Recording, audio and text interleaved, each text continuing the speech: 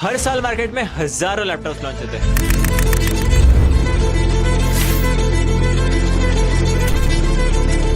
और साथ ही लॉन्च होता है बहुत सारा कंफ्यूजन, वो भी स्टूडेंट्स के दिमाग के अंदर लैपटॉप को लेकर कि यार भैया मेरे लिए कौन सा लैपटॉप सही है। मुझे तो कोडिंग करनी है, मुझे गेम डेवलपमेंट करना है, साथ ही मुझे फ्रीलांसिंग जैसे कि video editing and graphic designing भी करनी है। ऐसे बहुत सारे टास्क मुझे करने हैं, लेकिन ऐसे में मेरे लिए कौन सा लैपटॉप सही है, ये जो सवाल है वो हर एक स्टूडेंट के दिमाग में आता ही है। लेकिन टेंशन लेने की बिल्कुल भी बात नहीं, क्योंकि हमने वो सारे लैपटॉप्स आपके लिए ढूंढ दिए हैं, वो भी आपके प्राइस रेंज के अकॉर्डिंग, जिसमें आपका सारा काम आराम से हो जाएगा। तो इस वीडियो में हम डिस्कस करने वाले हैं वो सारे लैपटॉप्स को रेंज वाइज जो आपके काम आ सकते हैं इन द वेरियस टास्क, जैसे कि video editing, graphic designing, coding, ऐसे हर एक टास्क के लिए हमने लैपटॉप्स आपके लिए ढूंढ दिए हैं। सो मेक श्योर कि आप इस वीडियो को लास्ट तक जरूर देखें। और साथ ही इस वीडियो में वो सारे पॉइंट्स को कवर करने वाले हैं जो आपको एक नया लैपटॉप लेते वक्त जरूर ध्यान देने चाहिए। जैसे कि आपको लैपटॉप के अंदर कितना प्रोसेसर लेना चाहिए, कौन सा प्रोसेसर लेना चाहिए, कितनी रैम होनी चाहिए, कितना ग्राफिक कार्ड होना चाहिए, ये सारी जो चीजें हैं वो आज के वीडियो में डिस्कस करने वाले हैं। लेकिन उससे पहले अगर आप इस चैनल पर नए हो सो मेक श्योर कि आप इस चैनल को सब्सक्राइब कर दे, क्योंकि इस चैनल पर कॉलेज रिलेटेड कंटेंट आता रहने वाला है। एंड साथ ही यहाँ पर वेरियस टॉपिक्स जैसे कि आप कॉलेज के अंदर अर्निंग कैसे कर सकते हो, खुद की सेल्फ डेवलपमेंट कैसे कर सकते हो, पर्सनैलिटी ग्रोथ कैसे कर सकते हो, ऐसे वेरियस टॉपिक्स इस चैनल पर कवर होने वाले हैं। सो मेक श्योर कि आप इस चैनल को सब्सक्राइब कर देना, अपने सारे दोस्तों के साथ इस चैनल को शेयर भी कर दें। तो चलिए जानते हैं वो कौन से लैपटॉप आपके लिए बेस्ट होने वाले हैं। So without any further do let's start. तो चलिए सबसे पहले जानते हैं वो कौन से सारे कंपोनेंट्स हैं जो आपको एक नया लैपटॉप लेते वक्त जरूर कंसिडर करनी चाहिए। ज्यादातर है ना 3 से 4 कंपोनेंट जो है वो बहुत ज्यादा इंपॉर्टेंट है, जो आपको नया लैपटॉप लेते वक्त जरूर कंसिडर करनी चाहिए। तो सबसे पहला जो कंपोनेंट है वो है प्रोसेसर, दूसरा कंपोनेंट है हमारे पास वो है रैम, और तीसरा कंपोनेंट जो है हमारे पास है स्टोरेज, और चौथा जो है ग्राफिक कार्ड। अब है ना हम क्या करते हैं, इस कंपोनेंट्स को ना एक एक करके डिस्कस करते हैं कि आपको कौन से टाइप का प्रोसेसर लेना चाहिए, कौन से टाइप का रैम लेना चाहिए, कौन से टाइप का ग्राफिक कार्ड लेना चाहिए। ये सारी चीज़ें हम एक एक करके डिस्कस करते हैं अभी। तो सबसे पहला जो इंपॉर्टेंट फैक्टर जो होता है वो आपको कौन सा भी नया लैपटॉप लेते हो जरूर कंसिडर करना चाहिए, वो है प्रोसेसर। जितना ज़्यादा स्ट्रॉन्ग आपका प्रोसेसर होगा उतना अच्छा आपका लैपटॉप होगा। अब प्रोसेसर कौन सा लेना भैया, तो प्रोसेसर के लिए हमारे पास 2 ऑप्शन होते हैं। सबसे पहला ऑप्शन आता है हमारे पास इंटेल की तरफ से, इंटेल का एक ऑप्शन है हमारे पास, और दूसरा ऑप्शन है हमारे पास राइजन का। हम है ना एक एक करके इसको देखते हैं कि कौन सा ज़्यादा अच्छा और कौन सा हमें लेना चाहिए। एक 2 ऑप्शन है हमारे पास, एक है इंटेल का प्रोसेसर और दूसरा है हमारे पास राइजन का प्रोसेसर। तो इंटेल वाला प्रोसेसर जो है वो उन लोगों ने कंसिडर करना चाहिए जिनको डेली बेसिस पे नॉर्मल वर्क करना है, जैसे कि इंटरनेट ब्राउजिंग करना है, थोड़ी बहुत कोडिंग करनी है, नॉर्मल टास्क करना है, तो उनके लिए ना इंटेल का प्रोसेसर अच्छा है कंपेरेटिवली। लेकिन अगर आपको थोड़ा सा हेवी, जैसे कि आपको वीडियो एडिटिंग भी करना है, ग्राफिक डिजाइनिंग भी करना है, 3D वर्क करना है, ऐसे हेवी टास्क अगर आपको करने होंगे तो आपके लिए राइजन प्रोसेसर ज़्यादा ऑप्टिमम होगा आपके लिए। तो आई गेस आपको पता चल गया कि आपको किस तरफ जाना है। अब सबसे पहले बात करते हैं इंटेल के बारे में। तो इंटेल का प्रोसेसर आपके पास बहुत सारे ऑप्शन होते हैं। i3 का प्रोसेसर आपके पास आता है, i5 वाला आता है, i7 वाला आता है, i9 वाला आता है। ऐसे 4 से 5 वर्जन आपके पास आते हैं। जैसे जैसे आपका वर्जन बढ़ेगा वैसे वैसे लैपटॉप की जो प्राइस है वो बढ़ती है। लेकिन यहाँ पर मैं एक बात बोलता हूँ आपको, अगर आप इंटेल प्रोसेसर की तरफ जा रहे होंगे तो आपको i3 वाला प्रोसेसर थोड़ा सा नहीं लेना है। ओके, अगर इस जमाने से अगर बात करो तो i3 प्रोसेसर थोड़ा सा ही आता है, अनटिल एंड अनटिल आपके पास i3 का 11 जनरेशन 12 जनरेशन आपको मिल रहा होगा तो देन इट इज बेटर। लेकिन मोस्ट ऑफ द केसेस में आपको i3 वाला प्रोसेसर थोड़ा सा अवॉइड ही करना है। आपको i3 की जगह पर आप है ना i5 प्रेफर कर सकते हो, i5 प्रेफर कर सकते हो, i5 या फिर i7 प्रोसेसर भी प्रेफर कर सकते हो, और i9 प्रोसेसर तो बेस्ट होगा आपके लिए। ओके, तो ये 3 वर्जन आपके पास मिलता है। इन वर्जन्स में भी ना अलग अलग टाइप के सब वर्जन होते हैं, मतलब जनरेशन्स होते हैं। मतलब i3 का 1st generation, 5th generation, 11 generation, 6, 12 generation, ऐसे अलग अलग जनरेशन होते हैं। ऐसे ही same goes with the i5 also, i5 8 generation, 9 generation. जितना ज़्यादा जनरेशन उसका होगा उतना ही लेटेस्ट वो आपका प्रोसेसर होगा। ओके, अब मोस्ट द कॉमन क्वेश्चन में क्या होता है कि आपके पास i3 वाला 12 जनरेशन प्रेफर करना चाहिए या फिर i5 का 6 जनरेशन। तो इस केस में ना i3 का 12 जनरेशन जो है वो नया है, इसलिए आप ये वाला प्रेफर ज़्यादा कर सकते हो। ओके, तो कौन सा भी प्रोसेसर लेते हो ये जरूर करना कि वो कौन से जनरेशन का है और कौन से इसका है। मोस्टली आपको अपर प्रोसेसर जैसे कि i5, i7, i9 ऐसे प्रोसेसर आप प्रेफर कर सकते हो। लेकिन वही अगर आप राइजन प्रोसेसर की बात करें तो राइजन प्रोसेसर ना एक अच्छा एंड हार्डकोर प्रोसेसर आता है जो कि स्पेसिफिकली डिजाइंड है हेवी वर्क्स के लिए, जैसे कि गेमिंग हो गई, फिर आपके पास ग्राफिक डिजाइनिंग हो गया एडवांस लेवल का, 3D मॉडलिंग हो गया, VFX हो गया, या फिर वीडियो एडिटिंग हो गया, इस सारे टास्क के लिए आपके लिए आप राइजन प्रोसेसर को अच्छे से चूज कर सकते हो और राइजन प्रोसेसर की तरफ जा सकते हो। ओके, अब अगला फैक्टर जो मोस्ट इंपॉर्टेंट है वो है हमारे पास स्टोरेज। ओके, स्टोरेज कितनी होनी चाहिए भैया हमारे लैपटॉप में? तो हमारे पास ना स्टोरेज के लिए दो ऑप्शंस फिर से है, एक है हमारे पास HDD और दूसरा है SSD। HDD माने हार्ड ड्राइव डिस्क, ओके, और SSD मतलब सॉलिड स्टेट ड्राइव। ओके, अब इन दोनों में से हमें कौन सा लेना चाहिए? तो हार्ड ड्राइव जो होता है वो कंपैरेटिवली स्लो होता है और जो SSD है वो कंपैरेटिवली बहुत ज़्यादा फास्ट होती है। आपके SSD, अगर आपको कौन सा भी चीज़ लैपटॉप जो लोगे नया, तो उसमें चेक करना है कि आपके पास SSD होनी ही चाहिए, कंपलसरी होनी चाहिए। अगर आपके लैपटॉप में SSD अगर होगा तो आपकी जो बूटिंग स्पीड हो गई या फिर अलग अलग ऑपरेशन जो है वो बहुत ज़्यादा फास्ट हो जाता है। ओके, आपको कौन से भी लैपटॉप में SSD के सिवा वो लैपटॉप लेना ही है। आपको ऐसा लैपटॉप लेना है जिसमें SSD हो, और SSD में भी अगर आपको NVMe वाली अगर SSD मिलती है तो आपके लिए और बढ़िया हो जाएगा। NVMe नाम की SSD आती है मार्केट में, वो वाला अगर आपको SSD मिल रहा होगा लैपटॉप के अंदर तो आपके लिए और भी अच्छा हो जाएगा। ओके, आपको हार्ड ड्राइव ज़्यादा प्रेफर नहीं करना है, आपको जाना है कहाँ तरफ, किसी तरफ आपको जाना है सॉलिड स्टेट ड्राइव यानी कि SSD की तरफ। इससे होता क्या, इसके ना बहुत सारे फायदे हैं। सबसे पहले आपकी जो बूटिंग ऑपरेशन होते हैं मतलब ऑन ऑफ वाला वो तुरंत हो जाएगा, अनलेस अगर आप SSD अगर आपके पास होगा तो आपको क्या करना पड़ता है, जब भी आप कंप्यूटर स्टार्ट करते हो, लैपटॉप स्टार्ट करते हो तो बूटिंग में थोड़ा सा प्रॉब्लम लेता है, मतलब टाइम लेता है। लेकिन वही अगर आपके लैपटॉप में अगर SSD इंस्टॉल होगा तो आपकी जो बूटिंग है वो बहुत ज़्यादा फास्ट हो जाएगी, आपको ज़्यादा वेट करना नहीं पड़ेगा। ओके, इंजीनियरिंग में जितना भी काम है ज़्यादा सब कुछ है ना फास्ट होता है। तो इस समय अगर आपके पास SSD अगर अच्छी होंगी तो आपका काम जो है वो बहुत ज़्यादा फास्टली एंड एफिशिएंटली आराम से होता जाएगा। ओके, एंड SSD के साथ ही आपको अलग अलग ऑपरेशन जो है सॉफ्टवेयर रीलोडिंग करना, स्टार्ट करना, इसमें ना बहुत ज़्यादा जो प्रोसेसिंग जो है ना वो फास्ट बना देता है। तो इन शॉर्ट अगर बात की जाए तो अगर आपके लैपटॉप में SSD ज़्यादा होगी तो उतना ही फास्ट आपका लैपटॉप होगा। इसमें भी आपके पास अलग अलग वेरिएशन होते हैं। ओके, 256 GB वाली SSD आती है, 512 वाली SSD आती है, सॉरी 512 वाली SSD आती है, ऐसे अलग अलग ऑप्शन आपको मिलते हैं। ओके, तो जितना अगर आपके पास पॉसिबल होगा तो आप जा सकते हो 512 GB वाली SSD की तरफ, अगर नहीं होगा तो वो 256 GB SSD भी आपके लिए अच्छा है।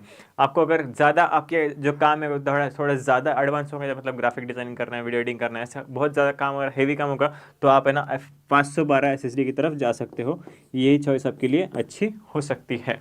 ओके, एंड हार्ड ड्राइव की बात अगर करें, अगर आपको एक लैपटॉप में ना दोनों चीज़ें साथ में मिल रही है, मतलब एक लैपटॉप है उसके अंदर SSD भी और हार्ड ड्राइव भी इंटीग्रेट आता है, तो वो लैपटॉप आपके लिए बेस्ट हो सकता है। मतलब आपकी जो हार्ड ड्राइव वगैरह है, हार्ड ड्राइव में आपका डेटा स्टोर हो जाएगा और SSD आपकी उतनी ही फास्ट चलने लग जाएंगी। तो अगर ऐसा लैपटॉप को मिलता है तो आपके लिए और भी अच्छा हो जाएगा। ओके, अब अगले बात करते हैं, जो अगला फैक्टर जो बहुत इंपॉर्टेंट है वो आपको चेक करना चाहिए, वो है हमारी रैम। ओके, रैम मतलब क्या भैया? रैम मतलब रैंडम एक्सेस मेमोरी।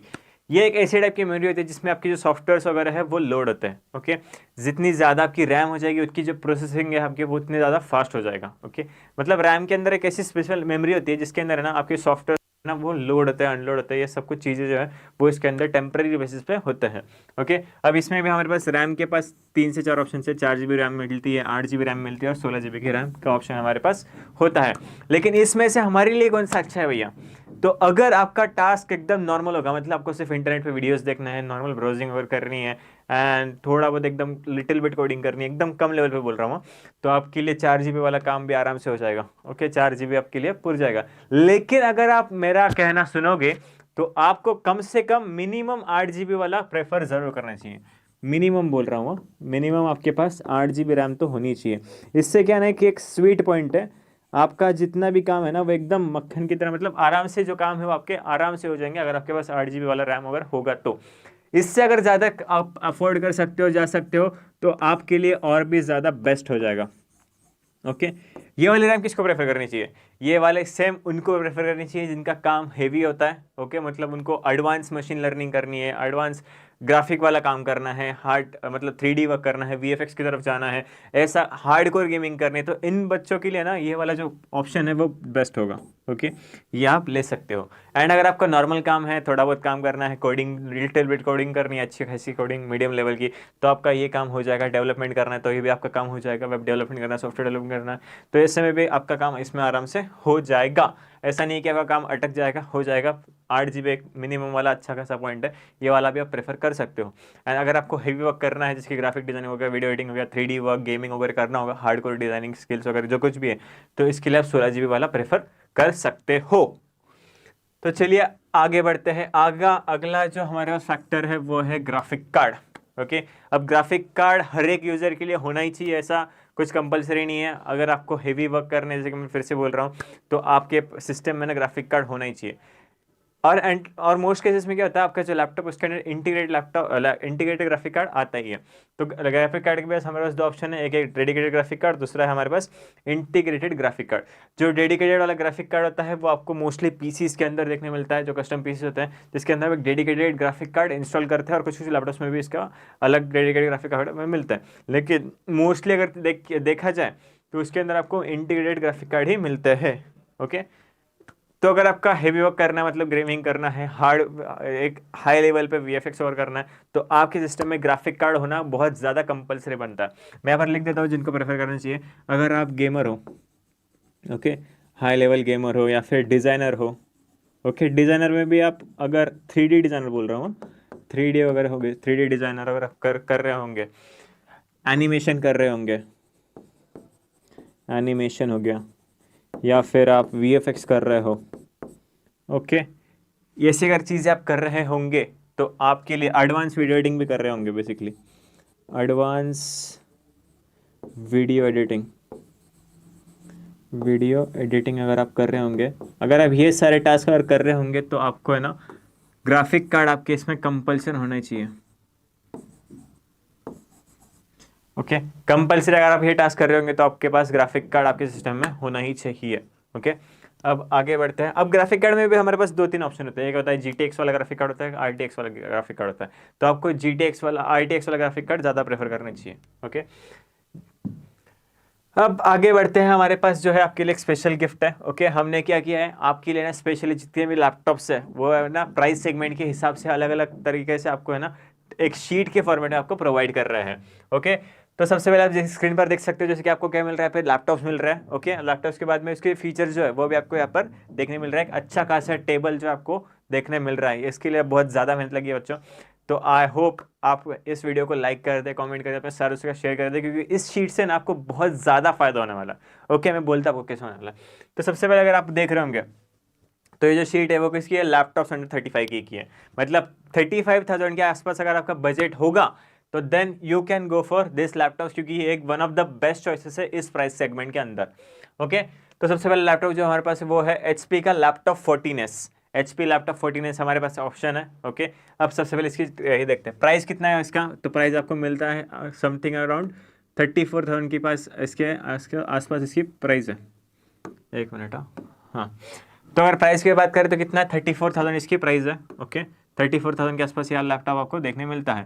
प्रोसेसर की अगर बात करें तो उसमें क्या है, i3 वाला 11 जनरेशन, इसके अभी मैंने बोला आपको i3 के अगर आपके पास 11 या फिर 12 जनरेशन होंगे तो वो आप ज़्यादा प्रेफर कर सकते हो, और उससे आपका ज़्यादा हो सकता है, जिसमें आपको मिलता है i3 वाला 11 वाला जनरेशन, जो कि एक अच्छा खासा प्रोसेसर आपको देखने मिलता है इस लैपटॉप के अंदर।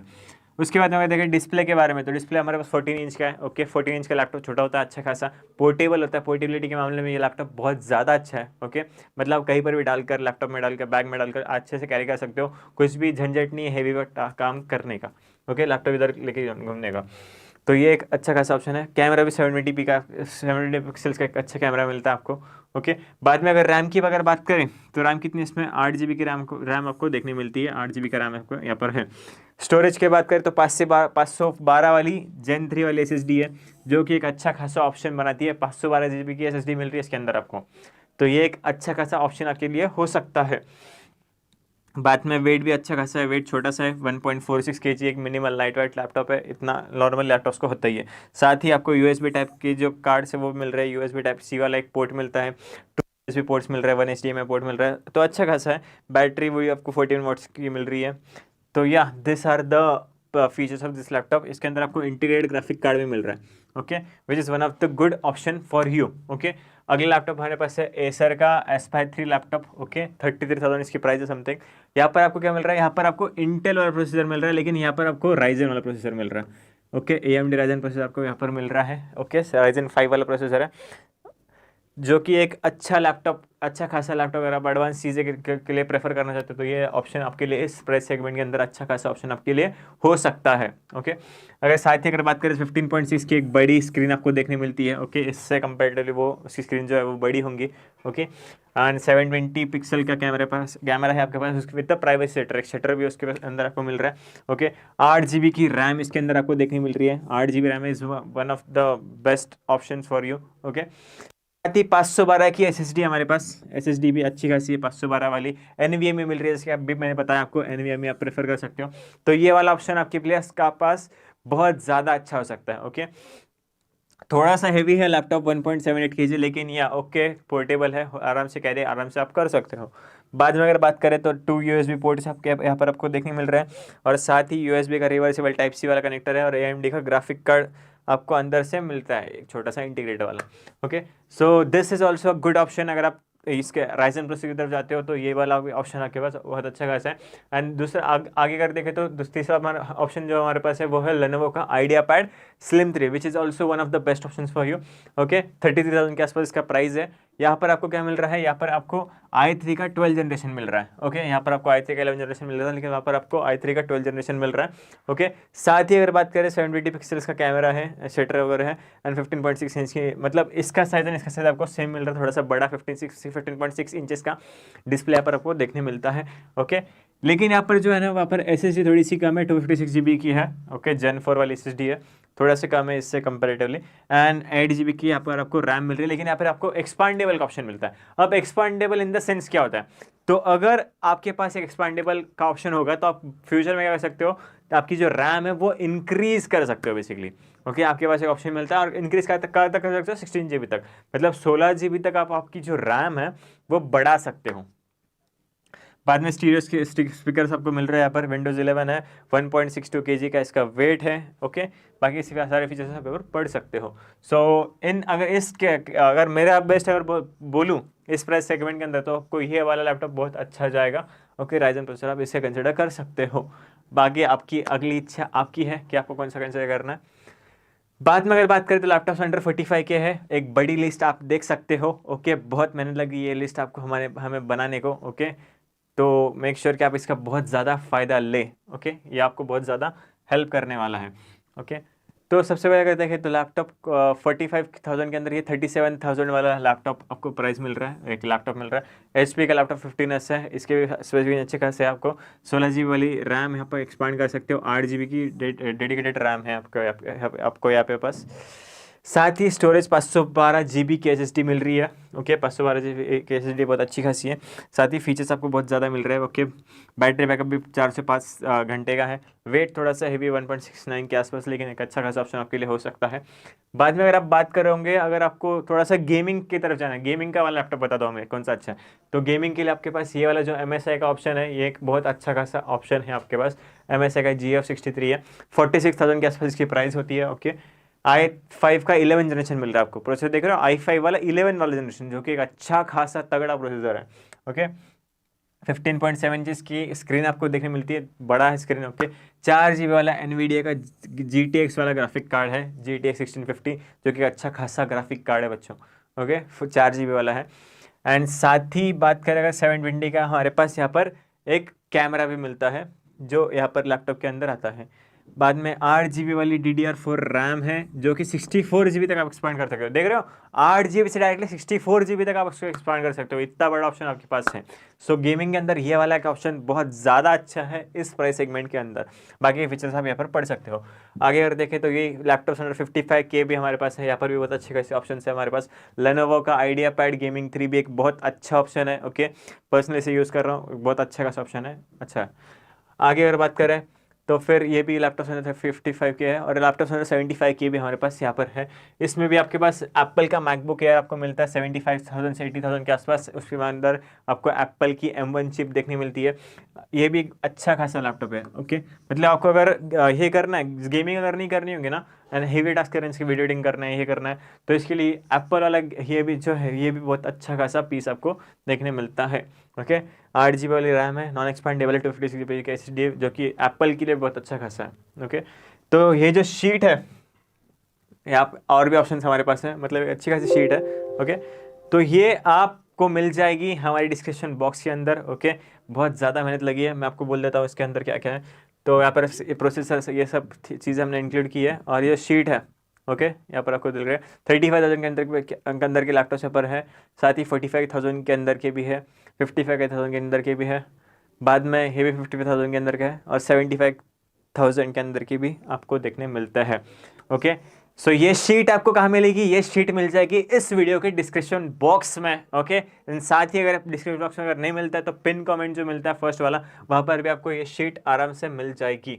ओके, तो आई होप ये वीडियो आपके लिए बहुत ज़्यादा हेल्पफुल रहा होगा तो कमेंट करके ज़रूर बताना। इस वीडियो को लाइक ज़रूर करना, अपने सारे जगह शेयर करना, और साथ ही अगर आप इस चैनल पर नए हो तो इस चैनल को सब्सक्राइब ज़रूर कर देना।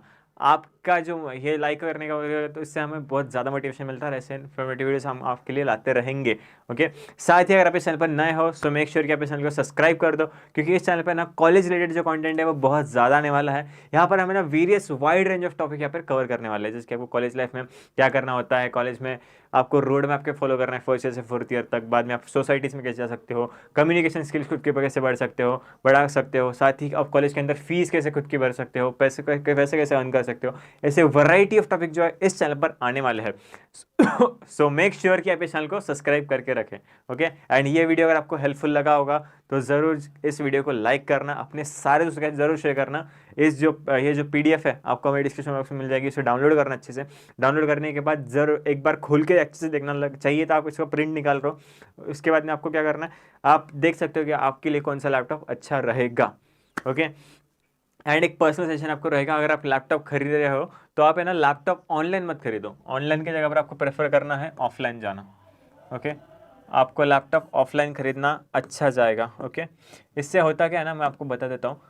आपके पास है ना एक ये होता है, ऑफलाइन खरीदने का फ़ायदा क्या है कि आप है ना लैपटॉप को खुद देखो, फिजिकल टाइम में आप खुद खोल कर देख सकते हो। लेकिन भाई आपके पास अगर ऑनलाइन होगा तो इतना अच्छे खासे देख नहीं सकते हो। और साथ ही अगर आप ऑफलाइन स्टोर को विजिट करते हो ना, तो आपके पास वाइड वैरायटी आपको देखने मिलती है लैपटॉप्स की, तो आप वहाँ से अच्छा खासा लैपटॉप आप खुद के लिए चूज़ कर सकते हो। एंड साथ ही मैंने आपको बता दिया कि आपको कौन से पॉइंटर चेक करने हैं एक नया लैपटॉप लेते वक्त। ओके, तो आई होप आप ये जो है आपके लिए बहुत ज़्यादा काम है। एक बार पॉइंटर में शॉर्ट में आपको बता देता हूँ कि आपको कौन से पॉइंटर देखना है कौन से भी लैपटॉप लेते वक्त।